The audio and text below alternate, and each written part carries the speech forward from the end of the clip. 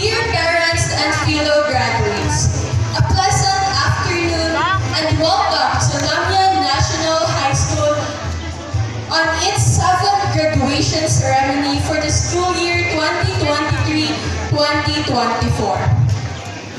Graduation is the most awaited event in our life that would bring the best memory we had in our time as of being together as a family.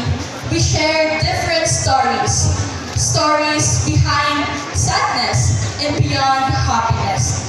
Sadness for saying goodbye to our teachers and classmates, and happiness for fulfilling our dreams step after step. I know we're all doing our best to make our parents proud. Take a seat and listen to what John Wooden said. Success comes from knowing you did your best to become the best that you are capable of becoming. My fellow graduates, we are about to complete what we started. So sit back and enjoy this commencement. The next 4 years of our lives leading to this very path of success, graduating in high school, and soon to be enrolling in college. I'm rooting for all of you. On behalf of my fellow graduates, I'd want to thank all who worked to organize this well-planned celebration. Our graduation is even more memorable because you took the time and effort to ensure that we'll have this event meaningful.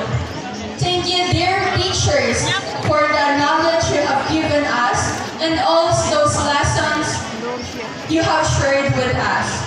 Thank you, dear parents, for working so hard to give us good support, and we are happy that you are here with us today, since this marks a significant milestone for us.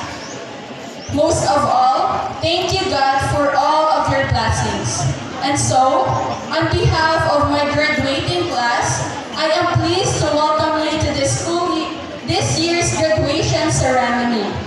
Classmates and fellow graduates, I wish you the best of luck in years ahead. May the years ahead be good to all of us, and may God and His wisdom bless us with success. Thank you very much.